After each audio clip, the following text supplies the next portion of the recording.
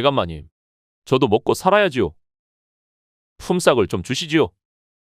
이놈아! 먹여주고 재워주고 그거면 됐지. 뭘 돈을 달라는 게냐? 이 배은망덕한 놈! 지독한 짠돌이인 최대감은 부모 없는 덕파리를 어려서부터 걷어 키웠고 모진 집안일은 가리지 않고 시키며 성년이 될 때까지 개같이 부려먹기만 했습니다. 이런 18? 더러워서 내가 멀리 도망가던지 해야지. 그 대감집에는 덕파리와 비슷한 나이인 사내가 있었는데 저 자식은 부모 잘 만나서 호강하네. 야, 너 일로 와봐. 뭐? 너라고 했느냐? 그래, 너 이 자식아.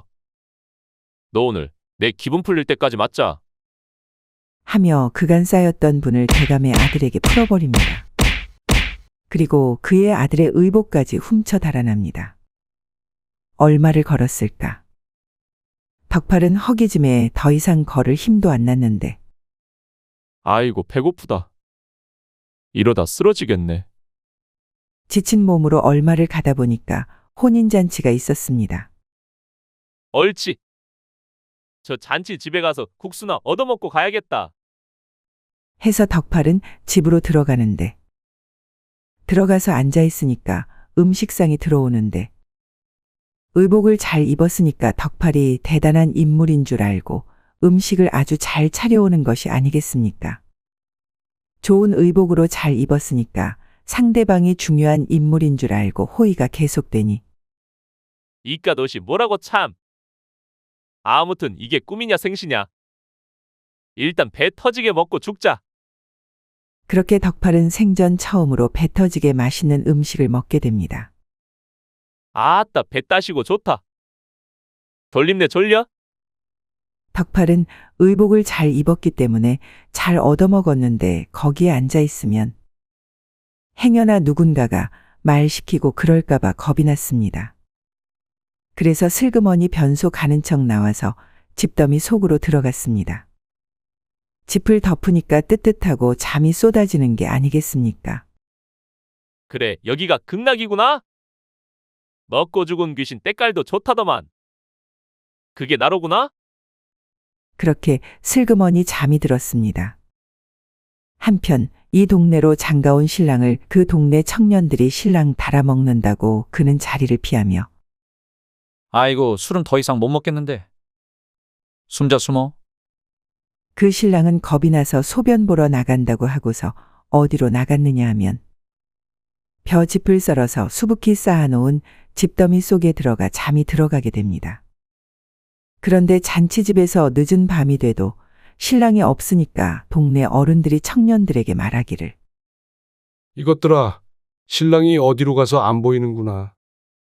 신랑 찾아봐서 색시방에다 넣어주어라. 아니, 이 친구가 어디 간 거야? 젊은이들이 이리저리 다니다가 보니까 집더미 안에 쓰려져 자는 사람이 신랑 같아 보였습니다. 여기 있네, 여기 있어. 아이고, 이 친구가 입 돌아가게 왜 여기서 자고 있어? 그렇게 자고 있는 사람을 떠매다가 그 색시방에 넣어주었습니다. 그는 바로 덕팔이었죠. 집더미 안에 쓰려져 자고 있는데 옷을 잘 입었으니까 그 집 신랑인 줄 알고 그만 색시방에 넣어주었던 것입니다. 그리고 다음 날 신부의 비명 소리가 들렸는데 뭐야? 무슨 일이야? 신혼방에서 덕팔이가 나오는 게 아닙니까? 자네는 누군가? 네? 네가 왜 거기서 나와? 그러게 말입니다. 내가 왜 여기서 나오지? 신부의 아버지는 기가 차고 어이가 없었습니다. 신랑이 색시방에서 자고 나야 하는데 딴 놈이 나오니 말입니다. 도대체 내 놈이 웬 놈이냔 말이냐? 하여 덕팔은 본인의 처지를 상세하게 설명했고 신부 부모는 동네 청년들이 잘못 알고 떠매다 놓으니까 덕팔의 잘못은 없다고 인정했습니다. 이에 신부의 아버지는 체념한 듯 말하길 내가 내 사위다. 내가 내 사위야. 그게 정말이십니까? 그렇다 말다. 내 체면이 있지. 어떻게 외간 사내와 밤을 보낸 딸을 또 시집 보내겠는가? 감사합니다. 정말 감사합니다, 장인어른. 그렇게 덕팔은 팔자 고쳐먹고 행복하게 살았다고 합니다. 옛날에 한선비가 나이 30이 넘어 아들 하나를 낳아 애지중지 길렀다. 이 아이가 인물이 좋아 보는 사람들 모두 칭찬이 자자했다. 하루는 맹인 점쟁이가 왔기에 아이의 장래 화복을 물었더니 맹인은 점을 쳐보고서 크게 걱정했다. 이 아이는 15세가 넘으면 크게 귀한 몸이 되는데 그 안에 장가를 들어 횡사할 내군이 있으니 조심해야 되겠소. 뭐시라고? 그 말이 사실이요? 이 말을 들은 선비는 크게 놀라 맹인에게 매달렸다. 아니 크게 귀한 몸이 된다면서 횡사를 한다니 무슨 괴가 그렇습니까? 어떻게 하면 그 횡액을 면할 수 있겠는지요? 어디 한번 봅시다. 그렇지. 액을 면할 수가 있겠군요.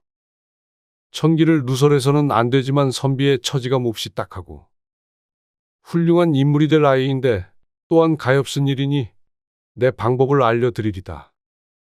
이 아이가 장가를 가게 되면 비록 사흘 동안이라도 신부와 잠을 자서는 안 됩니다. 그리고 조석의 식사를 비롯한 어떤 음식도 처가의 것은 절대 먹지 말아야 합니다. 다만 처갓집을 들락날락 왕래만 한다면 자연히 재앙은 없어지게 될 것입니다.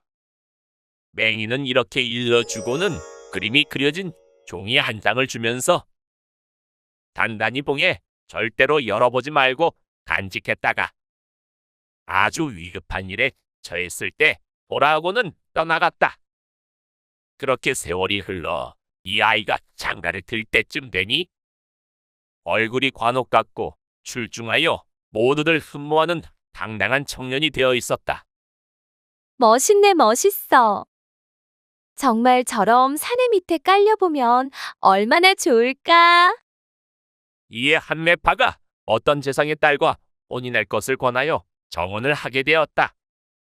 혼인하는 날 신랑이 대례를 치른 후 신부 집에서 차려주는 오찬이며 석반에 손도 대지 않고 한 잔에 물도 마시지 않으니 모두들 이상하게 여겼다.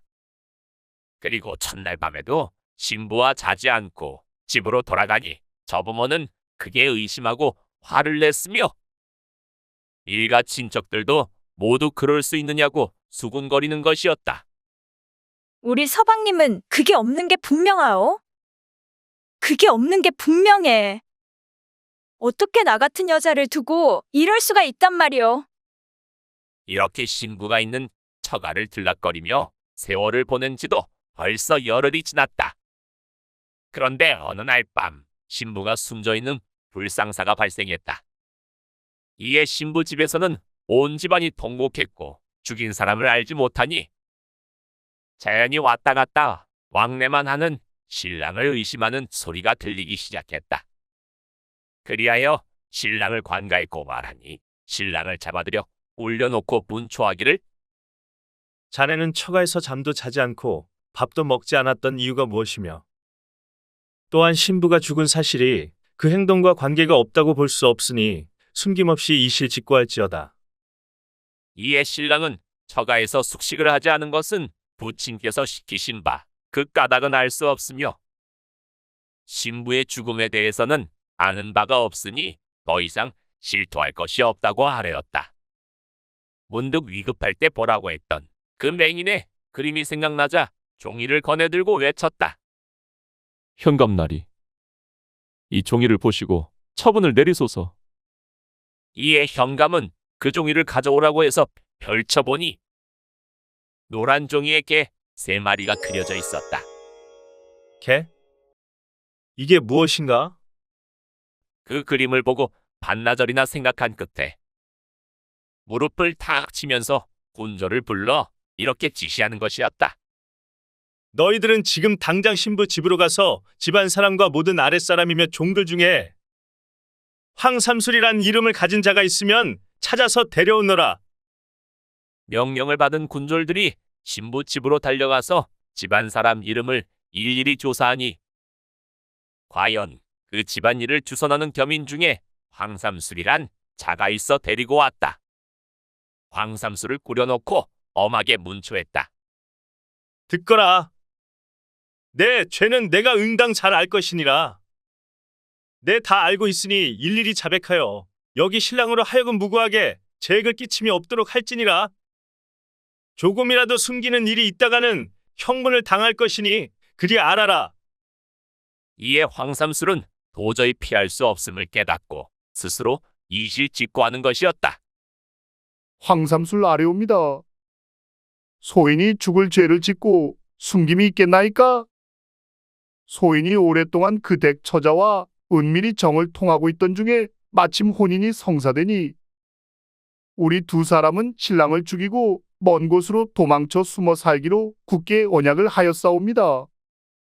그런데 혼례 후 신랑이 처가에서 식사도 하지 않고 잠도 자지 않으니 죽일 방도가 없었사옵니다. 그러던 차에 신부 또한 지난날 서로 접했던 일은 후회만큼이니 없었던 일로 하고 이제 혼인을 했으니 이후로는 결코 몸을 허락할 수 없다고 하면서 소인과 접하기를 거절하는 것이었습니다. 이런 연고로 소인이 분함을 참지 못하고 그만 이렇게 순순히 자백하니 황삼술을 곤장을 쳐서 죽이라고 명하고 신랑은 위로하여 풀어주었다.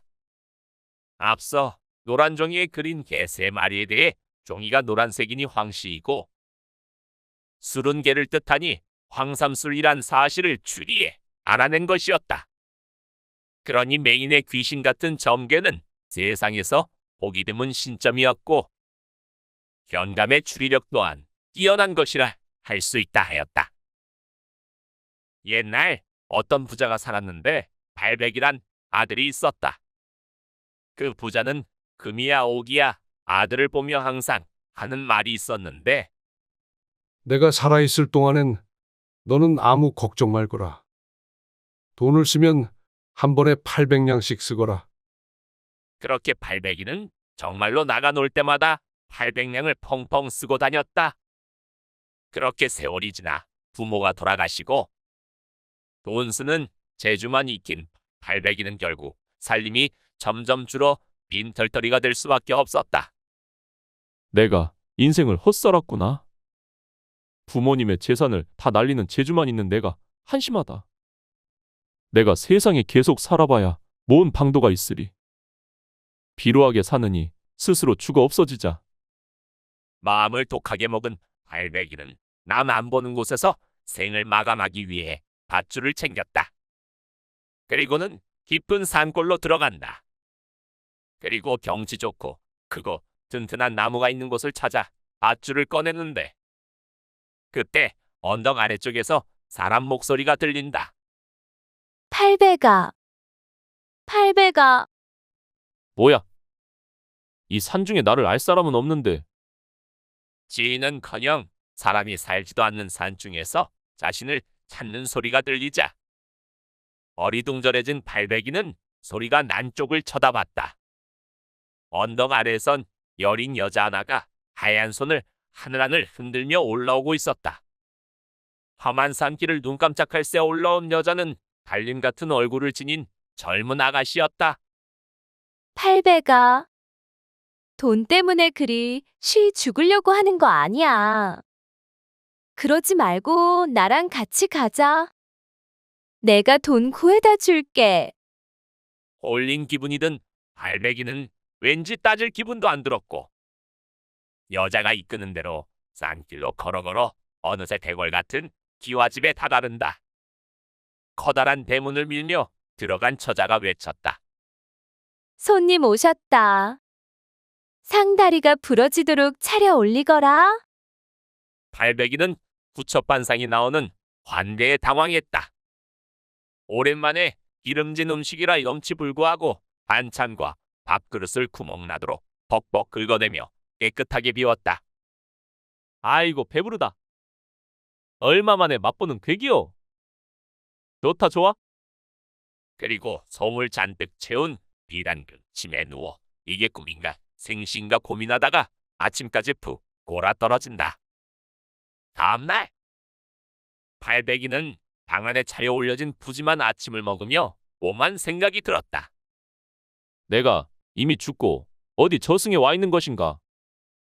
아님 귀신에 홀린 것인가?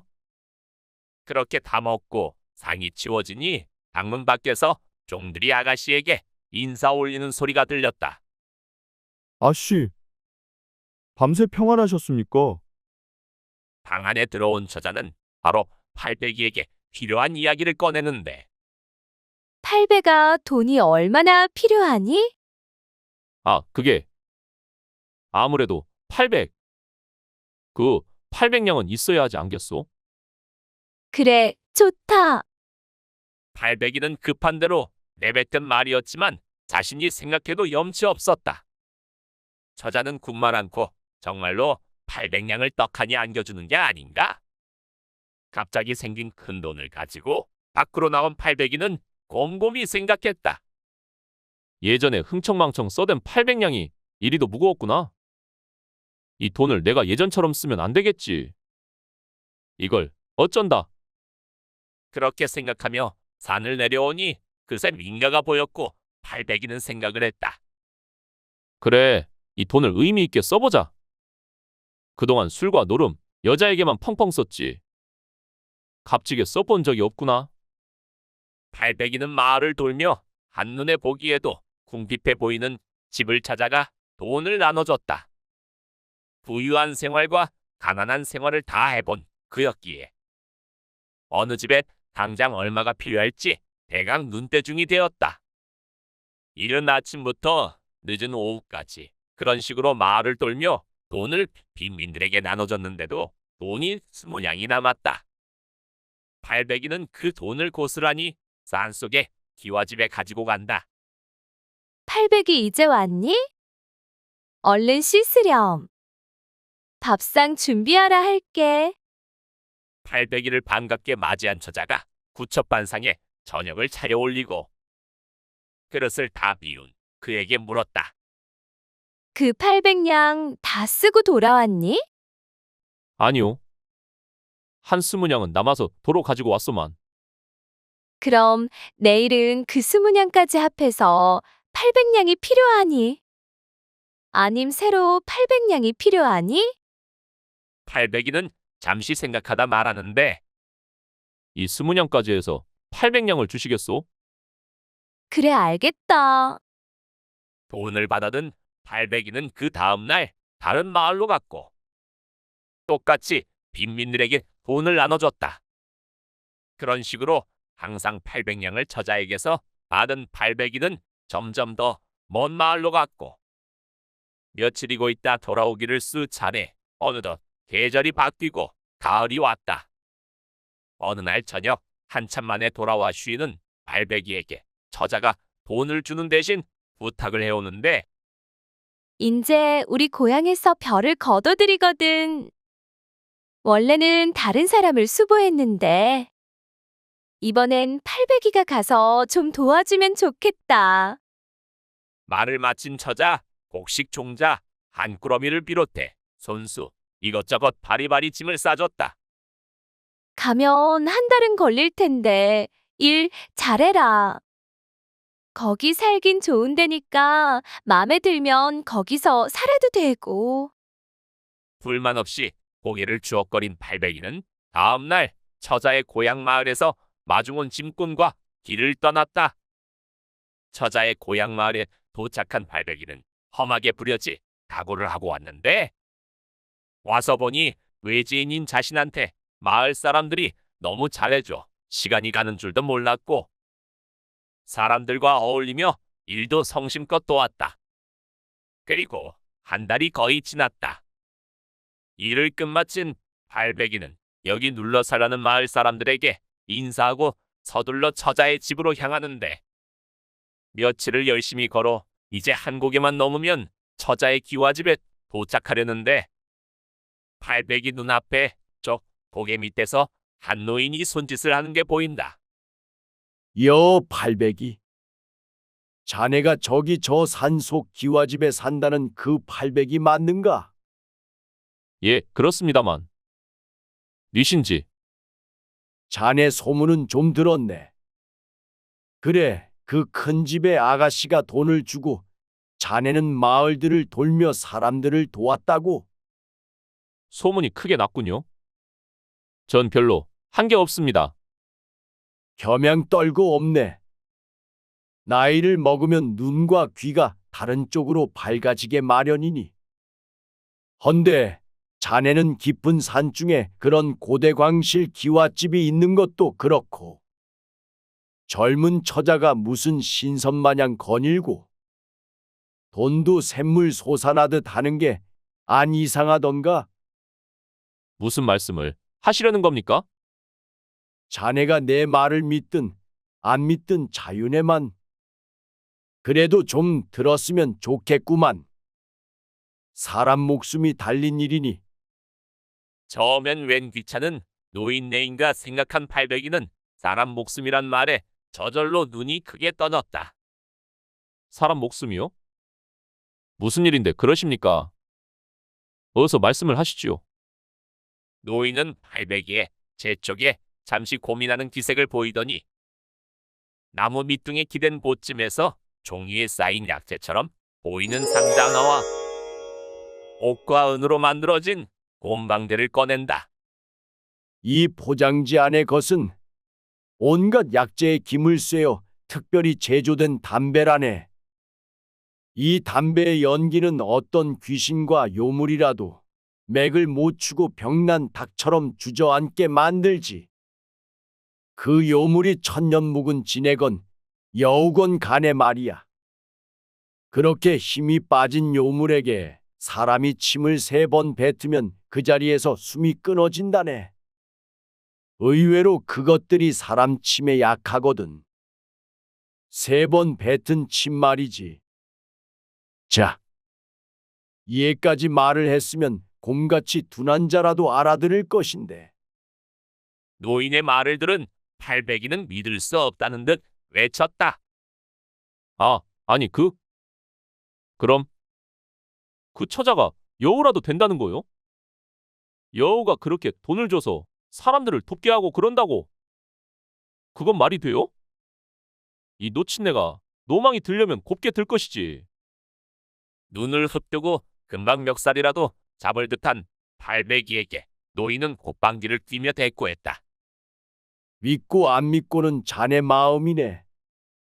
담배와 곰방대는 내 여기 두고 가겠네. 물건들을 놔둔 채 노인은 팔백이가 왔던 방향을 향해 걸어 나갔다. 계속 시근덕 거리는 팔백이를 뒤로하고 노인은 돌아보지도 않은 채 외쳤다. 연기를 피우려면 사방을 꽉 막고 해야 효력이 좋을 것이야. 재수가 없어진 팔백이는 노인이 두고 간 물건을 본 채만 채 지나쳤다. 아니, 지나치려 했다. 사실 팔백이도 속으론 이상하단 생각을 하곤 있었기 때문이다. 그런 생각에 소나무 밑을 몇 번 왔다리 갔다리 하던 팔백이는 결국 담배와 곰방대를 챙겼다. 뭐 곰방대가 아주 고급이니 이것도 누군가에게 주면 도움이 되겠지. 담배도 말이야. 팔백이 돌아왔구나. 왜 거기서 잘 지낼까 싶었는데? 그렇게 기와집에 도착하니 역시 처자가 미소를 지으며 팔백이를 맞아들였다. 그리고 고향 사람들이 잘해주더냐, 다친 데는 없느냐 등을 계속 물었고 팔백이는 눈을 못 마주친 채 건성으로 대답했다. 피곤하네. 피곤하고 배고플 텐데 내가 너무 괴롭혔지? 손, 발 닦고 씻고 와. 얼른 상 내올 테니. 팔백이는 자신이 어떻게 씻었는지도 모른 채 얼이 빠져서 방으로 돌아와 짐을 풀어 담배를 꺼냈다. 그리고 잠시 고민을 하더니 마음을 다잡았다. 그렇지. 요물이 아니고 사람이면 담배 좀 핀다고 뭔 일이 있겠소. 하지만 만약 천년 묵은 여우라면 얼마 안가 기척이 들리고 방 안으로 사내 진미들이 상에 차려져 들어왔다. 종들을 대신해 처자 자신이 직접 차렸다. 팔백이는 종들이 문을 닫고 나간 뒤 열심히 상 위에 찬들을 놓는 처자를 보며 미리 담뱃잎을 채운 곰방내에 부싯돌을 당겼다. 처자는 그 순간 멈칫하더니 다시 국을 따르고 수저를 꺼내며 바리바리 움직였다. 한숨 돌릴 짧은 새에 구름처럼 무럭무럭 쏟아난 연기는 온 방안을 자욱하게 채웠고, 찬을 다 차린 처자는 몸을 못 가누고 병든 닭처럼 고개를 떨군 채 꾸벅대기 시작했다. 정말 연기 때문에 저리 맥을 못 추는 건가? 진짜 여우가 맞는 건가? 팔배기는 그동안 애써 밀어냈던 의심과 불안이 삽시간에 크게 일어 담배 연기를 더욱 열심히 뿜어댔다. 연기가 피어오르기 시작한 지 몇 분이 지나지 않아 저자는 아주 고개가 바닥에 떨어져 가쁜 숨을 몰아쉬었다. 그렇게 힘이 빠진 요물에게 사람이 침을 3번 뱉으면 그 자리에서 숨이 끊어진다네. 의외로 그것들이 사람 침에 약하거든.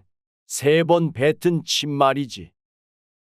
팔배기는 노인의 말이 떠올랐다.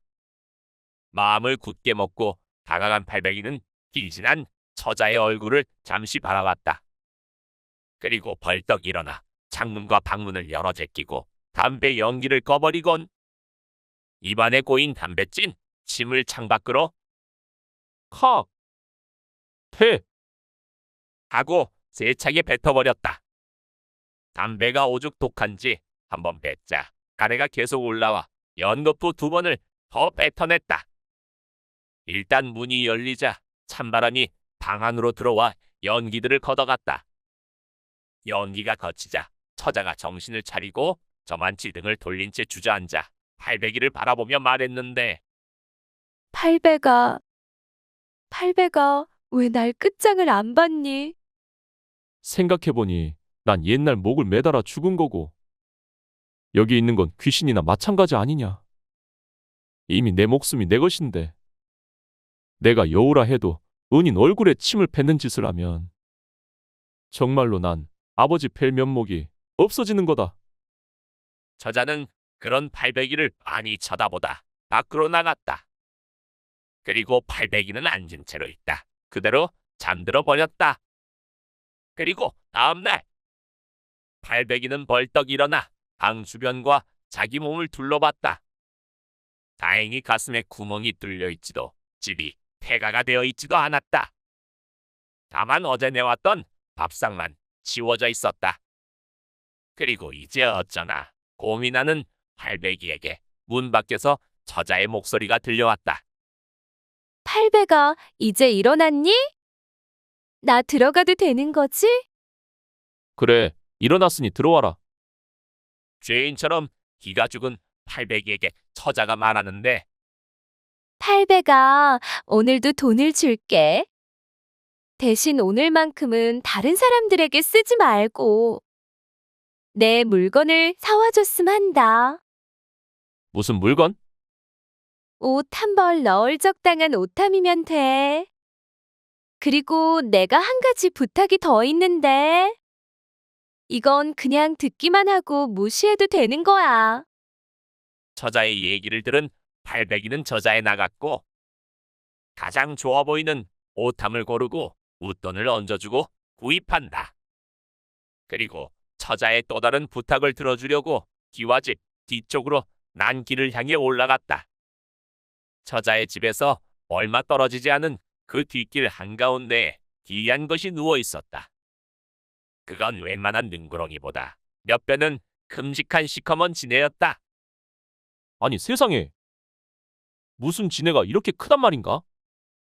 알고 보니 그 지네가 바로 팔배기에게 담배를 건넨 노인이었고, 그의 정체는 전혀 묵은 지네였건 것이다.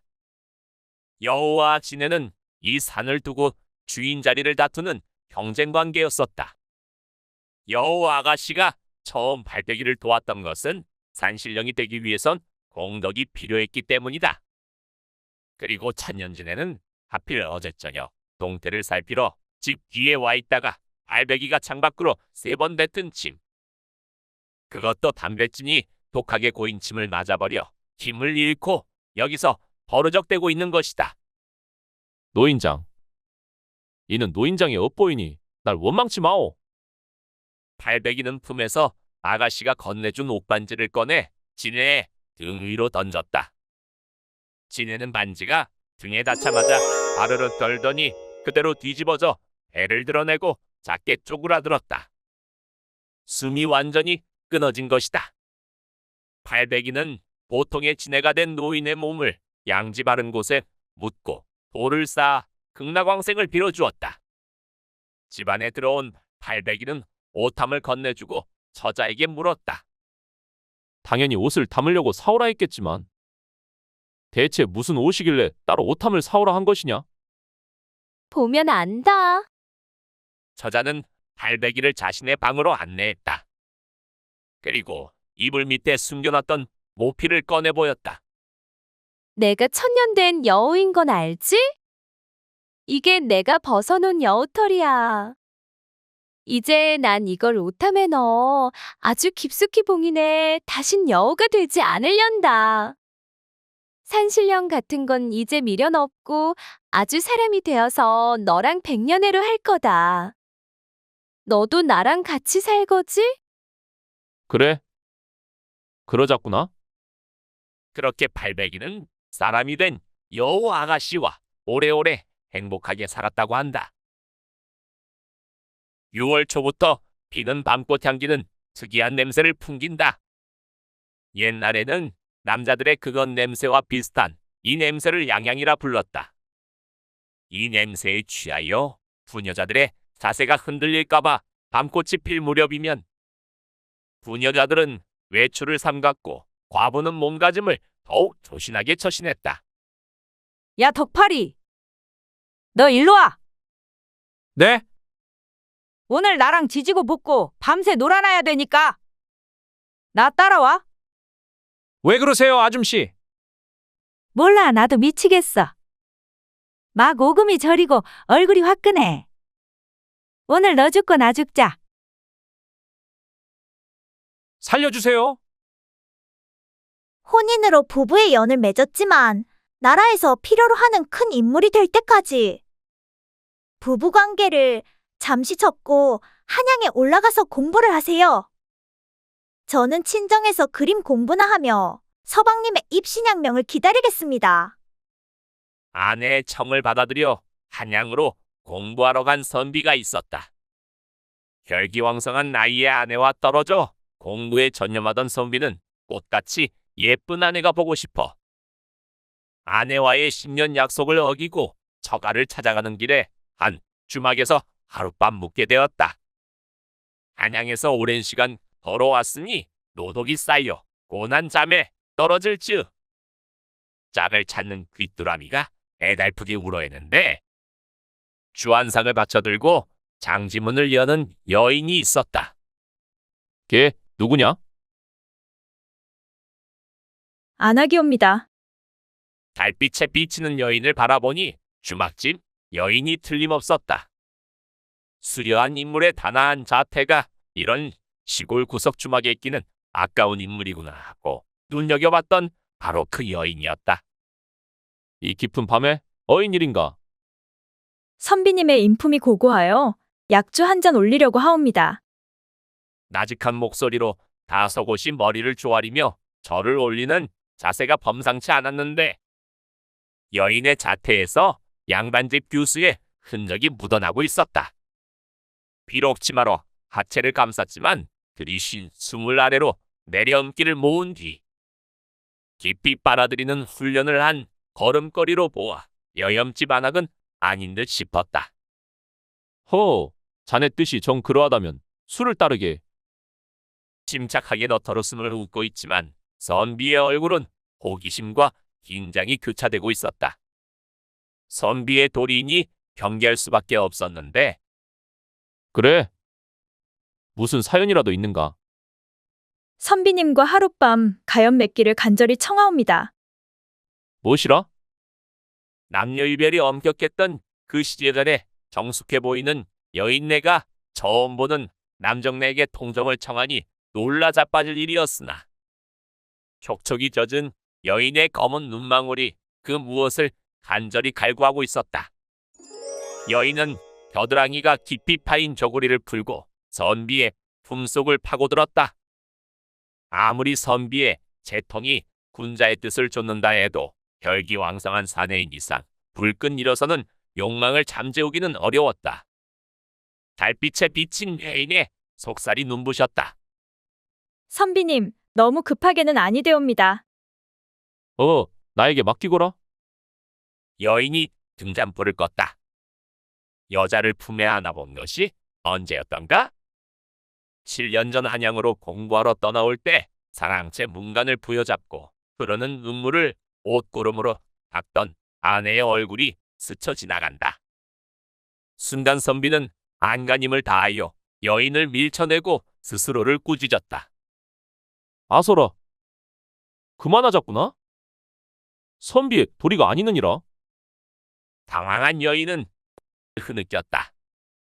선비님, 너무 하시옵니다. 여인이 떨리는 손으로 옷구름을 여미며 흐느껴 울기 시작했다. 이튿날 동창이 밝을 무렵 주막집을 나선 선비는 대관령을 넘어 해질 무렵에 처가에 도착하였다. 얼마 만에 찾은 처가인가? 7년이 지났지만 아내의 모습은 새색시 그대로 고왔다. 서방님, 오셨습니까? 부인, 보고 싶었어. 한 달을 처가에 머물며 쌓였던 회포도 풀고 아내와 운우의 정을 나눈 선비는 과거 시험 때문에 다시 처가를 떠나 한양으로 길을 떠났다. 대관령 구비구비 고갯길을 터벅터벅 걸어 내려오던 선비는 날이 저물자 주막집 그 여인이 자꾸만 생각났다. 다른 주막에서 묵을 수도 있지만 다시 그 주막을 찾아들었다. 진아는 길손에게 그런 당돌한 청을 한 연유가 무엇이더냐? 비록 배운 것은 없어 주막을 열어먹고 사는 무지렁이이오나 사람의 기색을 살필 줄 아옵니다. 기색이라? 그래, 내 기색이 어떻더냐? 그날 선비님의 안색에 서기가 서린 것을 보고 자식 하나 얻어볼까 하는 마음에 아녀자로서 부끄러움을 무릅쓰고 그리하였습니다. 그랬단 말이냐? 그렇다면 오늘 밤에 이루지 못한 운우의 정을 풀어보자꾸나. 지금은 아니되옵니다. 그때는 선비님의 안색에 서기가 넘쳐났으나 지금은 그 서기가 사라졌을 뿐 아니오라. 이미 부인의 몸에 귀한 아드님이 자리를 잡고 있는데 미천한 계집이 몸만 더럽힐까 두렵습니다. 여인의 표정은 싸늘했다. 선비는 정신이 바짝 들며 싸게 퍼지던 술기운까지 확 달아났다. 선비님은 아들을 얻을 것이온데 아이는 인시에 태어날 것이며 7살의 호환이 두렵사옵니다. 다소곳이 치마폭에 무릎을 접은 여인의 입에서 예사롭지 않은 말이 튀어나온다. 정신이 바짝 든 선비는 지금까지 무례를 사과하고 오한을 막을 방도를 물었다. 청구루에 밤나무를 심으면 화를 면할 것입니다. 또 아이가 7살 되던 해에 나 모르는 스님이 찾아와 아이를 보자 하거든 절대 보여주지 말고 밤나무를 보여주소서. 한양에 도착한 선비는 밤나무를 심으라는 그 여인의 말이 머리를 맴돌아 공부가 되지 않았다. 과거 공부하던 선비는 고향 마을에 천그루에 밤나무를 정성 들여 심었다. 사내 아이가 7살 되던 어느 날 대화주막집 여인의 말대로 금강산 유점사에서 왔다는 노스님이 찾아왔다. 이 고을에 나라의 제목이 될 아이가 있다는 소문을 듣고 찾아왔소이다. 내 아이에게 손대지 마시오. 선비가 소리를 지르며 밤나무를 가리켰다. 그러자 노스님이 밤나무를 세고 있지 않은가? 하나, 둘, 셋. 이렇게 헤아리던 밤나무 숫자가 999에서 멈췄다. 소를 매놨던 밤나무 한 그루가 그만 말라 죽어가고 있었다. 천명을 거역하려는 것이오. 진노한 노스님이 하얗게 흘러내린 수염을 쓰다듬으며 오통을 쳤다. 나도 밤나무. 소리치며 나서는 쌈밤나무가 있었다. 이 소리를 들은 노스님이 하얀 수염을 휘날리며 바람처럼 사라져버렸다. 이렇게 호환을 면한 아이가 조선시대 대학자 율곡이며 선비는 율곡의 아버지 이원수였다. 13살 어린 새신랑이 장가를 들어 신부 집에서 첫날 밤을 보내게 되었다. 신부의 옷고름을 풀어주어야 할 새신랑은 돌아앉아 우두커니 창만 바라보고 있었다. 서방님 잠자리에 드셔야지요. 저의 저고리를. 한놈, 두식이, 석삼, 너구리. 너무 어린 꼬마 신랑은 뭘 어떻게 해야 할 바를 몰랐다. 보름달 빛이 교교히 창을 하얗게 물들인 고요한 삼경에 신부의 침 삼키는 소리가 정막을 깨뜨렸다. 바로 그때 창밖에서 음산한 소리가 나더니 달빛 머금은 창에 칼 그림자가 스치고 지나갔다. 어린 새신랑은 온몸에 소름이 돋고 아래 위 이빨은 딱딱 부딪혔다. 할머니한테 들었던 옛날 얘기가 생각났다.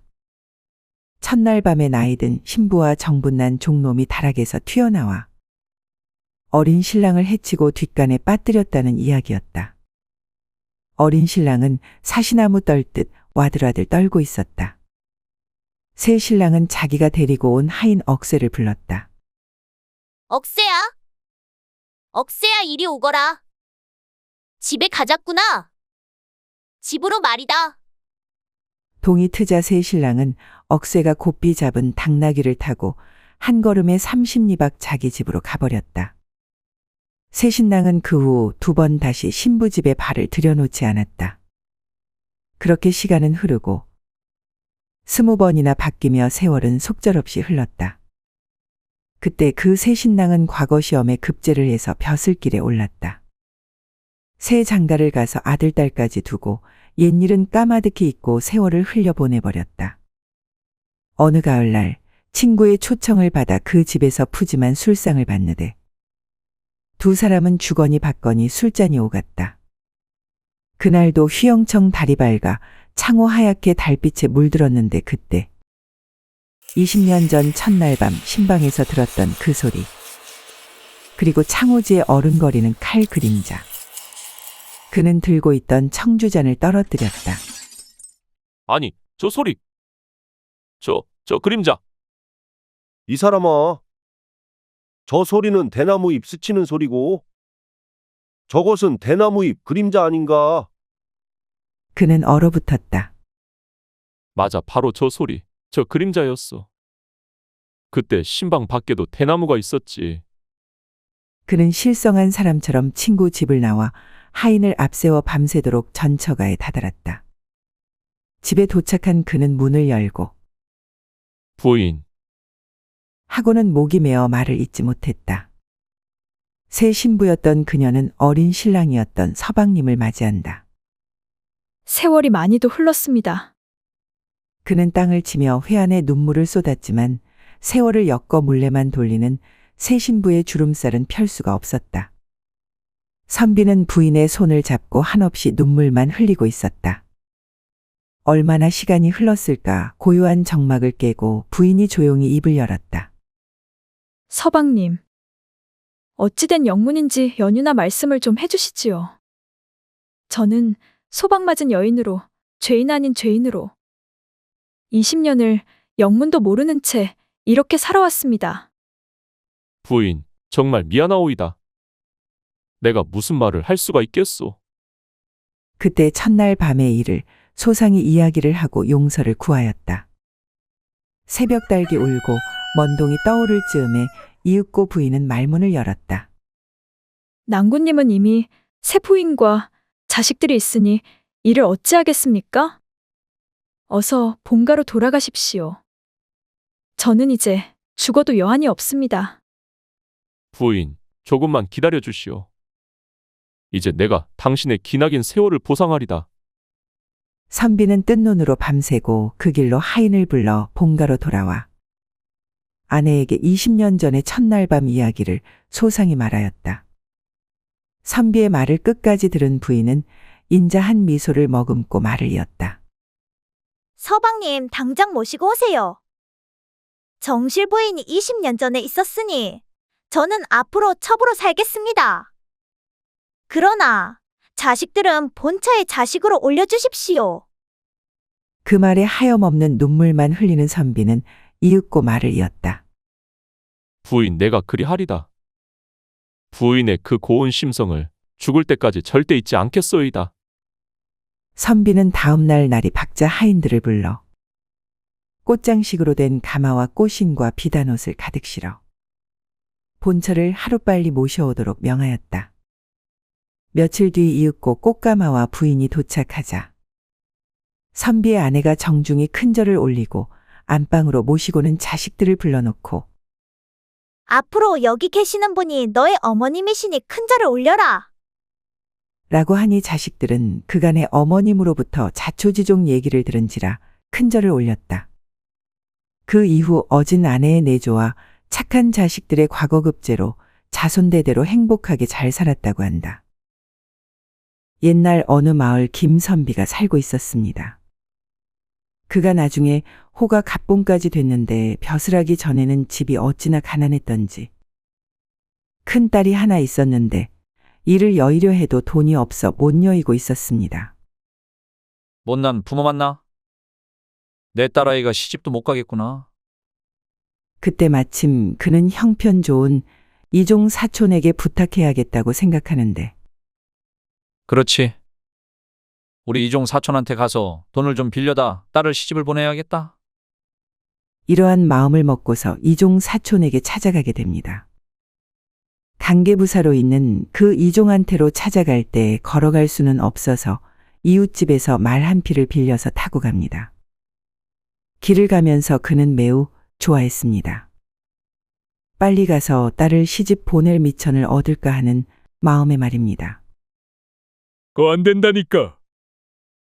여기가 이종 사촌 집이란 말이오. 아, 그래도 안 된다고 하지 않았소. 아무도 들여보내지 말라고 하셨다니까요. 뭐라고요? 다시 한번 물어봐요. 10번 물어봐도 똑같소 돌아가시오. 문전박대당한 그는 이종 사촌을 만나기 위해 몇 날 며칠을 주막에 머물며 기다렸습니다. 그러길 달포가 되니 가진 돈은 없고 빌린 말을 팔아서 외상을 갚았습니다. 그러다 돈도 다 떨어져 이러지도 저러지도 못할 상황에 처하게 됐습니다. 돌아가야지 하는 찰나 그는 이종 사촌을 만나게 됐고 집으로 들어가게 되는데 저녁상이 들어오는데 같이 차린 상이 아닌 닭상을 차려왔습니다. 차려온 상을 보니까 이종의 상은 온통 상밭이 휘어지게 음식을 차려왔는데 자기 상을 보니까 꽁보리밥에 된장 한 무더기인 것이 아니겠습니까? 이게 뭐요? 시벌! 누굴 거지 취급하는 거요, 뭐요? 그래서 상을 그냥 둘러맺혀서 보리밥이고 된장이고를 그 부사 앞에다 맺혔는데 걔 누구 없느냐? 저놈을 저 멀리 집어 내던지고 오너라. 그렇게 선비는 그 길로 쫓겨나게 됩니다. 남의 말 빌려와서 팔아먹고 사촌을 만나가지고서 좋은 소식을 들을 줄 알았는데 듣지도 못하고 이와 같이 춥디 추운 곳에 갖다 내버리다니 참 분에 죽을 지경이었습니다. 그러다 한 인가에 들어가 사정하는데 사람 좀 살려주시오. 추워서 얼어 죽겠습니다. 들어오시오. 간신히 몸을 끌고 들어가서 굶주린 배를 움켜쥐고 얼마를 있으려니까 누군가의 인기척이 느껴지고 들어오는데 여기 손님 안 오셨나? 라고 묻는 소리가 들렸습니다. 뭐지? 날 끝장내려고 누군가를 보낸 건가? 그런데 가만히 보니까 예쁜 여자 하나가 들어왔습니다. 여기 손님 안 계시오? 아, 여기 있군요. 저는 이 고을 관계올시다. 그렇소? 그런데 무슨 일이요? 제가 그 저녁 진지 잡술 때 그 광경을 다 봤습니다. 그래서 하도 딱해서 제가 쫓아왔소. 제 집이 여기서 얼마 안 되니까. 제 집으로 가시지요. 선비는 그녀의 호의에 감사해하며 그 기생네 집으로 향합니다. 대번 옷도 새로 갈아입히고 부엌으로 나가더니 자기 손으로 밥을 해서 진수성찬을 해서 갖다 차려주어 굶주린 배를 채우게 됩니다. 저는 그 집에 들렀던 관기인데 참 그 어려움 당하는 것을 눈여겨보았습니다. 그 상을 둘러 맺히는 기상에 감동했습니다. 그 인간 나도 꼴 보기가 싫거든. 그래, 어째 여기를 오셨소? 네, 집이 하도 가난해서 다 큰딸이 하나 있는데 이걸 여일 수가 없었소. 이종이 관계부사로 와 있기 때문에 돈 좀 얻어서 내가 딸 좀 시집 보낼까 해서 왔다가 이 공경을 당했소. 아, 그렇소?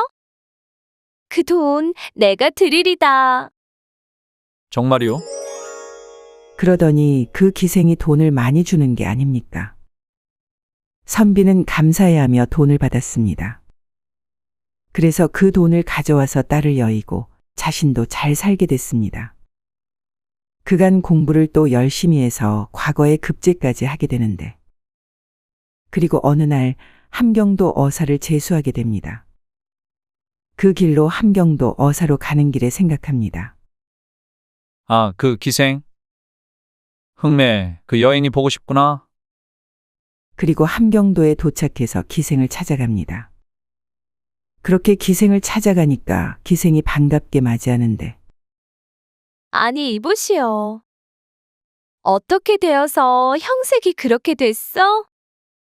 아, 그게 그때 준 돈을 가지고 가다가 도둑놈한테 그만 뺏기고 나서 어떻게 할 수 없어 빌어먹으며 돌아다닌다오. 그래도 옛날 하루 저녁이라도 정을 두고 갔기에 흥매 자네나 한번 보고 죽으면 해서 왔소이다. 그러니까 조금도 내색하는 표정이 없이 기생이 말하길, 아이고 참. 우리 집으로 가시지요.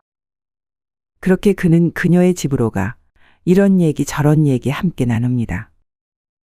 그러다 그는 갑자기 마패를 꺼내듭니다. 마패? 암행어사? 하. 그렇소. 이게 다 자네 덕분이네. 그 밤을 자고 나서 어사는 갓도 찌그러지고 옷도 모두 더러지고 남루하게 입은 채 부패한 부사 이종사촌한테 가서는 어사출도요. 하고 끌고 가 옥에 넣습니다. 그리고서 흥매라는 기생을 데리고 와서 첩으로 삼아 일생을 잘 살았다고 합니다. 어느 마을 아들 하나를 데리고 사는 과부가 있었습니다. 그녀의 아들은 잘생긴 미남이었죠. 어머니, 나 장가 갈 때에는 나랑 어울리는 예쁜 처자로 구해줘요. 내 아들이 잘생겼으니까 색시도 이쁜 색시로 고를 수 있겠구나. 그래서 언제든지 아들이 이쁜 색시 얻어달라 하면은 그렇게 하겠다고 대답하고 있었는데, 사람의 인연이라는 것이 어디 맘대로 되나요? 아주 못생긴 여자에게로 장가를 갔습니다. 남자가 생각할 때 이렇게 못생긴 여자에게 내가 장가를 갔으니 도둑 맞은 것 같아 허전하게 지냈습니다. 한편 그 동네에 3대 독자의 외아들인 김진사라는 사람이 있었는데, 그 집에 12살 먹은 아들을 일찍이 장가를 들였습니다. 12살이었는데 14살이라고 속이고, 그 며느리는 20살 먹은 처녀인데 18살이라고 속이고 해서 20살 먹은 여자가 12살 먹은 신랑한테 시집을 왔던 것입니다. 음양도 못 느끼고 살았으니 김진사 며느리는 시집 왔어도 처녀나 다름없었습니다. 그런데 그 과부댁의 미남아들이 김진사 댁의 며느리를 보니까 인물이 참 고와 보이는 게 아닙니까? 아이고, 어쩌다 그렇게 잘생긴 여자가 나한테 와야지 저 집으로 갔을까? 그러나 남의 집 부인이니까 만나야 말도 못하고 이렇게 속만 태우면서 연모를 하고 있었습니다. 어느 날 과부의 아들이 어느 가을날 콩밭에서 일을 하는데, 그 이웃밭에서 김진사 댁 며느리가 목화를 따고 있었습니다. 사내는 갑자기 꾀를 내어 아이고, 나 죽는다. 소리를 지르면서 대굴대굴 굴렀습니다. 그 이웃밭에서 일하는 김진사 댁 며느리가 내가 좀 도와주어야 할 거 아닌가 하는 생각에 어디를 그렇게 다치셨소? 내가 좀 도와줄 것 없소. 하고 다가오니 사내는 그녀를 잡아채는데 왜 이러시오? 이러지 마시오. 당신도 나를 보고 반하지 않았소. 그대 마음 가는 대로 해도 돼요. 아이고, 이러면 안 된다니까. 그렇게 둘은 마음 이끌려는 대로 교합을 마치고 생전 처음 경험한 그녀는 너무 좋은 게 아니겠습니까? 우리 또 언제 보? 여자 혼자 독수공방하고 지내다가 어쩌다 사내 맛을 보자 좋을 수밖에 없었죠. 저기 물레방아 알제? 저녁만 먹으면 그곳에 가서 우리 또 만나세. 그럽시다. 그렇게 둘은 남자는 농사가 한창이라 논밭에 가본다고 나가고 여자도 저녁 설거지를 다 하고서 변소 가는 척하고서 나가고 만남을 갖습니다. 하지만 꼬리가 길면 밟히는 법. 미남 남편이 여러 날 그렇게 저녁이면 들어오고 나갔다 들어오고 하니까 부인은 이상하게 생각합니다. 냄새가 나. 냄새가 난단 말이오. 그래서 여자가 의심이 생겨 가만히 울타리 밑에 숨어 있다가 그 남자가 가는 곳을 살살 따라가 보니 아니나 다를까 남편이 바람이 난 게 아니겠습니까? 이날부터 그녀는 남편에 대한 감시가 심해졌고 그렇게 둘은 서로 만나지 못하게 되는데 그러던 어느 날 길에서 마주치게 된 두 사람. 요새 왜 나오지 않소? 마음이 변한 것이오. 우리 안 식구가 알아가지고 일거일동을 감시해서 못 나가네. 그럼 우리 도망갑시다. 도망. 그렇게 둘은 멀리 도망가기로 마음먹는데 그 물레방앗간에서 아무 날 조용히 만나서 도망가세. 이렇게 두 남녀가 약속을 했습니다. 내가 저 건너 감나무골 송서방 집에 돈 100냥 빌려줬는데 오늘 준다고 했으니까 그것 좀 받아오게. 하며 부인에게 말을 합니다. 이 남자가 남에게 돈 줬다는 소리를 못 들었는데 아마 나를 떼어놓으려고 저 남자가 저러나 보네. 그래서 가는 척하다 되돌아와서 보따리 싸고 나가는 남편을 여자가 떡 잡았고 내 이럴 줄 알았어. 가긴 어딜 가. 절대 못 가. 아무데도 못 가. 그래서 남자는 그 물레방앗간에 못 나가게 됩니다. 마침 이 마을에 조실부모하고 갈데 없는 남자아이를 데려다가 머슴으로 일시키는 집이 있었습니다. 삼식이는 20살이 먹도록 그 집 일을 전부 해주는 큰 상머슴 노릇을 해도 세경도 안 주고 그냥 일만 시켰습니다. 언제까지 돈도 안 주고 공짜로 부리는 거야? 정말 더러워서 못해 먹겠네. 생각하고 있는데 삼시가 김대감 댁 가서 돈을 좀 받아오라. 오라. 그 돈을 내가 받아서 숨기면 되겠다. 아, 알겠습니다, 어르신. 그렇게 김대감 댁에 심부름 다녀온 삼식이 돈 받아왔느냐? 어서 돈 내놓아라. 돈 안 받았는디요. 주인은 저놈이 틀림없이 돈을 받고서 안 받았다고 하는구나 하고 저놈 입에서 바른 말 나올 때까지 매우 때려야 한다. 하며 아랫사람들을 시켜 매질을 시작하는데 한참을 맞다 삼식이는 빨가벗고 거기 있으면 맞아 죽게 생겨 막 도망가게 됩니다. 삼식이는 하필 그 물레방앗간으로 들어갑니다. 떨고 있는 그에게 한 여인이 말을 하는데 받으소. 하고 보따리 하나를 내매는 게 아니겠습니까? 그런데 빨가벗은 머슴이 그 보따리를 받아가지고 풀어보니까 의복이었습니다. 어떤 동네 여자가 내가 빨가벗고 뛰니까 불쌍하게 보고서 입으라고 의복을 갖다 주나 보다 하고서 그 옷을 입는데 당신은 누구시오? 여자가 자세히 보니까 약속한 사내가 아니었죠. 다른 사나이인데 그놈도 젊고 마음에 드는 게 아니겠습니까? 어떤 일이 있어서 이렇게 됐소? 그간 있었던 일을 말하자 여자는 천상 도망가는 팔자이고 약속하는 사나이는 아니라도 그 남자도 그런 상황이니까 서로 같이 살자고 해서 두 사람이 내외간이 되고 행복하게 살았다고 합니다.